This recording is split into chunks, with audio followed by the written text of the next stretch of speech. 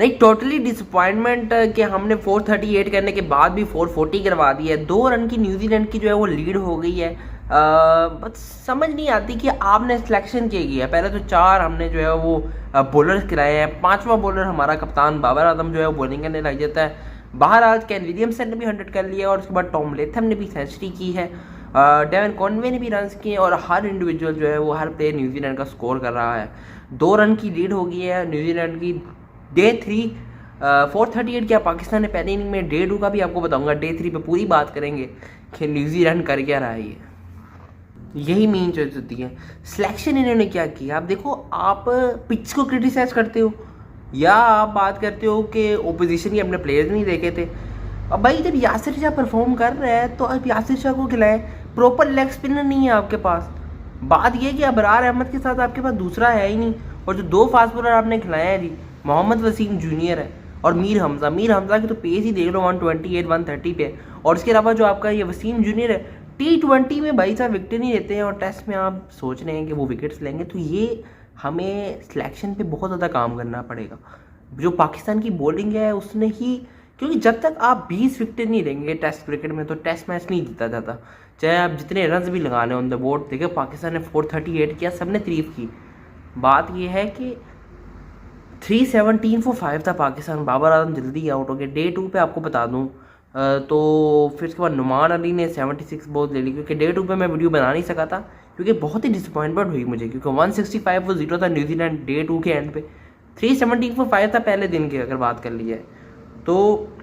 अभी की सिचुएशन तो ना ही पूछे ना, विलियमसन ने सोव कर दिया है, नॉट आउट है, लेकिन बड़ी डिसअपॉइंटमेंट है मुझे। उसके बाद नुमान अली और आगा सलमान ने 103 की है। 76 बॉल्स 18 के नुमान अली ने। 375 for 7 पाकिस्तान। और उसके बाद अगर बात कर ली जाए 375 for 8 वसीम जूनियर की बेतुकी सी चोट। वही ना, विद द बैट भी इन्होंने कुछ नहीं करना, विद द बॉल भी विकेट नहीं ले पा रहा। 414 for 9 मीर हमजा आउट होते हैं। 438 for 10 आगा सलमान। यार आप जितना भी लगा लेते ना, अब मैं कहता हूँ कि 500 लगा लेता पाकिस्तान फॉर एग्जाम्पल। अब उन्होंने 440 तो कर लिए 6 आउटों में 136 ओवर। हालांकि दोनों टीमों ने सेम ओवर्स खेले हैं, लेकिन बात यह है कि पाकिस्तान के पास उस तरह की बॉलिंग पहले तो नज़र ही नहीं आ रही थी ना। चलो न्यूजीलैंड तो आई थिंक उन्होंने रॉन्ग सिलेक्शन की कि उन्होंने 3 स्पिनर खिला लिया, जहाज पटेल, ईशूडी, Doug Bracewell and Tim Southee and Wagner. I think New Zealand की तो बॉलिंग बहुत ही ऑर्डिनरी मैंने कहा था, लेकिन जो हम सिलेक्शन कर रहे हैं ना पाकिस्तान, क्योंकि ये चैनल है पाकिस्तान की ग्रेड का। अब बात यह है कि जब नज़र आ रहा है कि ऑन पेपर ही बॉलिंग जो है वो वीक है, तो फिर वो उन्होंने डिलीवर क्या करना है। बात की कि आपने जो आपके डोमेस्टिक के परफॉर्मर्स हैं, मीर हमजा, यार उसकी तो पेस नहीं समझ आ रही। यासिर शाह को लेके आए, मोहम्मद अब्बास होना चाहिए था, यानी कि कोई आपके पास एक वैरायटी स्पिनर होना चाहिए था। और अनफॉर्चुनेटली यार आपके पास वो बॉलिंग में नज़र आ जाता है कि कोई शदाब खान टाइप नहीं है, कोई चाइना मैन, एक ही आपके पास बॉलर। मतलब ऐसा लग रहा था कि पाकिस्तान एक बॉलर के साथ खेल रहा है, तो फिर क्या बात करें। 165 आपने ओपनिंग पार्टनरशिप इतनी बड़ी करवा दी है डेवन कॉनवे।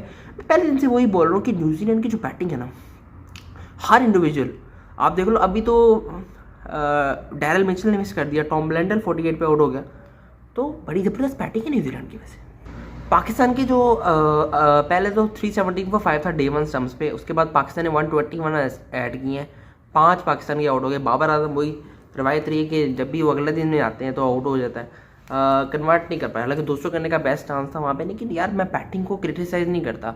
रन्स आपने फिर भी कम ऐड किए हैं, लेकिन वो टेल के हिसाब से ठीक है। 438 तक पाकिस्तान पहुँच गया, रीजनेबल था। बट उसके बाद यार आप फिर तब बॉलिंग में भी कुछ नहीं कर रहे। मीर हमजा को जो है वो आपने 2 ओवर कराया स्टार्टिंग में, उससे वहाँ हटा दिया। फिर स्पिनर आ जाता है अबरार आपका, और जो फील्ड आप खोल देते हैं, मतलब बिल्कुल ही वही रन्स देने वाली रिवायत आ जाती है कि रन्स करवाएं।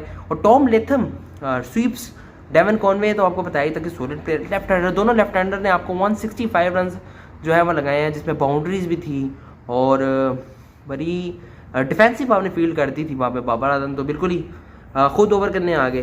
तो बात यह है कि ये रन्स दे गए। उसके बाद 165 इन्होंने करवा दिया। उसके बाद वीडियो बनाने का तो दिल ही नहीं किया। बात यह है कि जब आप इस तरह की यार परफॉर्मेंस करेंगे कि एक, क्योंकि पहले ही नज़र आ रही थी कि आपने बॉलिंग क्या खिलाई है। चले बाय द वे अगर आपको टॉम लेथम की बात कर लीजिए तो 113 किया उसने 191 बॉल्स पे। डेवन कॉनवे ने 92 किया और विलियमसन 105 नॉट आउट है 222 बॉल्स पे। Henry Nicholls Mrs out 22, Daryl Mitchell 42-47 balls, but ये बोले इन्होंने कम लिए, क्विक खेला है 47-116 टॉम ब्लेंडल। ये चले जी 183 for 1 पाकिस्तान ने जो डेवन कॉनवे को नुमान अली ने आउट कर ही दिया क्योंकि पैचेस बने हुए हैं वहाँ पे। अब देखो कोई इस्तेमाल करने वाला हो तो फिर ही है ना। अब नुमान अली वो कोशिश कर रहे हैं लेकिन मुश्किल हो रहा है उनके लिए क्योंकि वो ठीक है लेफ्ट आर्म स्पिनर, लेकिन एक अगर यहाँ पे लेग स्पिनर हो ना, प्रॉपर लेग स्पिनर, जैसे यासिर शाह लगा लो या जैसे शदाब लगा लें, वो अलग इस पर साजिद खान भी कर सकता था, बट वही है कि सिलेक्शन ठीक नहीं की हमने। बट अब वो हो जाता ये चीज़ें तो रह जाती हैं क्योंकि जो खेलना तो वो तो खेल ही रहे हैं। 183 for 1 डेवन कॉनवे की आउट किया नुमान अली ने। उसके बाद 231 for 2 50 रन और ऐड किए यहाँ पे विलियमसन और लेथम ने। बड़ी अच्छा खेल रहे थे अभी, लेथम रिवर्स स्वीप मारते मारते आउट हो गया अबरार को। उसके बाद 272 पर 3 हेनरी निकल्स को बोल्ड किया नुमान अली ने। पैच बना हुआ था वहाँ पे, वो कट मारने गया, निकल्स आउट हो गया। डैरल मिचेल, इसका जो है वो ग्लव ये भी बड़ी मतलब इन्होंने दोनों ने विकेट्स दी हैं, आप देख लो इसने डैरल मिचेल बहुत अग्रेसिव खेला है 42-47, बहुत पहले तो इसका 30 था 23 बॉल्स पे, कुछ अलग माइंडसेट से आया था। 337 पे 4 होता है न्यूजीलैंड, डैरल मिचेल आउट हो जाता है बैट्समैन। उसके बाद ये फिर यहाँ पे जो है वो 90 रन की पार्टनरशिप ऐड करवाए थे ब्लेंडर और विलियमसन, यानी कि पैचेस में देखो कॉनवे और लेथम की जोड़ी पाकिस्तान को चमड़ जाती है और इनसे आउट नहीं होती। उसके बाद ब्लेंडर और विलियमसन की जो है वो बड़ी लंबी जो है वो फ्रस्ट्रेशन पार्टनरशिप लग जाती है, फ्रस्ट्रेटेड कर देती है यहाँ पे बाबर आजम को, क्योंकि वो फील्ड खोल देते हैं। बात ये कि उनकी प्लानिंग में नहीं है कि हमने अटैक करने, क्योंकि जब आप 183 रन की पार्टनरशिप करा रहे हो ओपनिंग में तो फिर उन्होंने लीड पूरी करनी और ट्रेल पूरी करनी थी ना, तो वो हो गई। अब देखो वहाँ पे क्योंकि जब स्टार्टिंग में अटैक करना होता है, ये नहीं है कि बाद में जो आपको विकेटें मिल गई। बट पहला सेशन जो था वो 80 रन ऐड किए न्यूजीलैंड, 2 उनके आउट है। उसके बाद जो ब्लेंडल और विलियमसन की पार्टनरशिप थी वो भी बड़ी क्रूशियल थी, क्योंकि देखिए 427 पे 4 थे इनके एट वन स्टेज और फ्रस्ट्रेशन क्रिएट हो रही थी। बट इन दी एंड तो लास्ट में 2 विकेट्स आई हैं, वो अच्छी आ गई हैं, उस पर ज़रा बात करते हैं। मैच की क्या सिचुएशन बनती है। 436 for 6 ब्लेंडल आउट हो गया और इसके बाद माइकल ब्रेसवेल जो है वो आउट हो गया। देखिए मैं क्रिटिसाइज किसको करूँ, क्योंकि बैटिंग तो आपने ठीक कर ली। अब कप्तान साहब आएंगे, कप्तान कहेंगे कि हमने बैटिंग तो ठीक कर ली, और बात ये कि जब आप बोलेंगे वो बॉलिंग में आप जब पता है कि आप 8 बैट्समैन 7 बैट्समैन और 4 बॉलर के साथ जाएंगे, वो भी उनमें से एक बॉलर जो है वो आपको लग ही नहीं रहा कि वो बॉलिंग करने आते या नहीं आते, पता नहीं, वो मीर हमजा टाइप। आपको फिगर्स बता देता हूँ। 20 ओवर किए मीर हमजा ने 56 रन दिए, वसीम जूनियर ने 24 ओवर में 81 दिया, 1 आउट किया। ठीक है, फास्ट बॉलर के जो है 1 आउट किया फास्ट बॉलर ने आपके 2। उसके बाद बाबर आजम ने 3 ओवर किए, ये आपका 5वां बॉलर है। आगा सलमान को आपने खिलाया तो हुआ है, लेकिन उसको ओवर नहीं देने क्योंकि उसने 100 किया। 2 स्पिनर आपके 90 ओवर्स कर रहे हैं। 45 ओवर्स जो है अबरार ने किया, 143 रन दिए, 3 आउट। और उसके बाद नुमान अली ने 2 आउट किए, 137 रन दिए 44 ओवर्स। तो ये हालात है आपके टोटल, और 6 विकेटें आपने लिए हैं अभी तक, क्योंकि विकेट टेकिंग ऑप्शन नहीं है इनके पास। वो नज़र आता है ना कि एक स्पार्क होती है, वो चीज़ नहीं है बात ये। तो फिर ये विकेटें क्या लेंगे? वही है कि बाबर आजम जो है वो यही है कि न्यूजीलैंड जो है वो अबरार अहमद पकड़ लेगा, बट वो एक टीम है, एक they have the pool of players, they can play spin very well.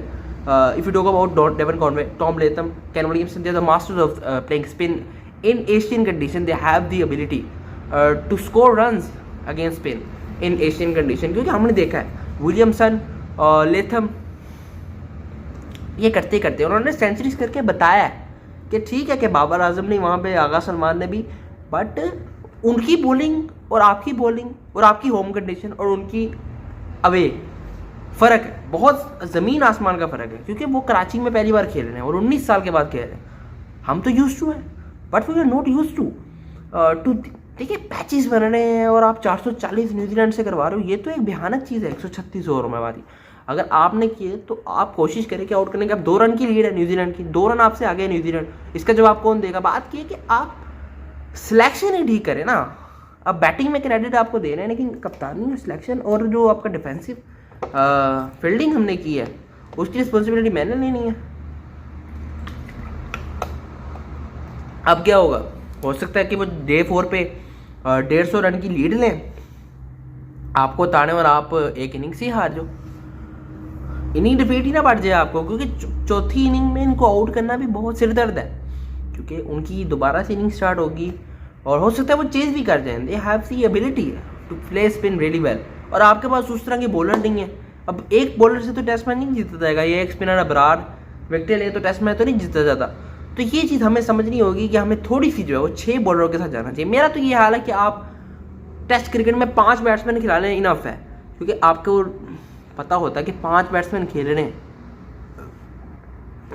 6 आपके बॉलर होंगे, दिन में आप 3 स्पिनर भी डाल लेना तगड़े, तो आपको ये टेस्ट क्रिकेट जीती जाती है 20 विकेट लेने से, रादर देन के स्कोर तो जितना मर्जी कर ले कोई। बात ये कि विकेट लेने वाला होना चाहिए। अभी भी वो विलियमसन वहाँ पे क्रीज पे मौजूद है, तो वो अगर तो पाकिस्तान जल्दी आउट करता है तो हम टारगेट दें, बस जल्दी खेलने वाली अप्रोच पे जाना पड़ेगा।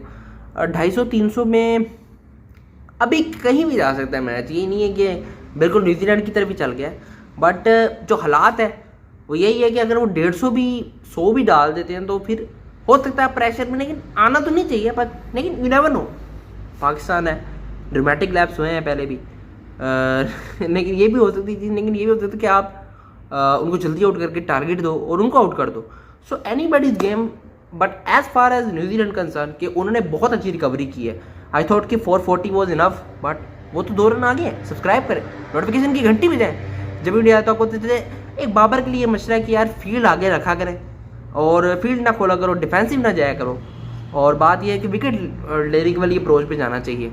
ये नहीं कि आप उनसे चौके लगाई जाए, रिवर्स स्वीपें लगाई जाए, हर प्लेयर उनका ब्लंडर, लेथम, स्वीपें चौके, लेग साइड पे विलियमसन, डेलिकेट, ये इजी सिंगलें, डबलें, तो फील्ड थोड़ी अटैकिंग रखें, पकड़ के रखा करें। आपने 440 करवा दिया, चले कोई बात नहीं, सब्सक्राइब। यार जो सरफराज अहमद ने या विलियमसन का स्टंप छोड़ दिया वो एक मेन टर्निंग पॉइंट था मैच का। और सेकेंडली अगर सेशन की बात करें कि 165 फॉर 0 से इन्होंने 245 फॉर 2 था लंच में, और 353 पे 4 था न्यूजीलैंड टी तक। तो इस तरह 80 रन 2 आउटों पे और 108 रन 2 आउटों पे इन्होंने टी तक जोड़े हैं। और जो लास्ट सेशन है उसमें पाकिस्तान ने ठीक है कि कम रन दिए और 2 ही आउट किए, हालांकि लेकिन हर सेशन में 2-2 विकेटें गिरी हैं। लेकिन जो सरफराज अहमद ने कीपिंग की है बड़ी ऑर्डिनरी की है, और जो लास्ट सेशन में रन ऐड किए थे न्यूजीलैंड ने, वो आपको बताता हूँ 87 रन जो है वो न्यूजीलैंड ऐड कर सका।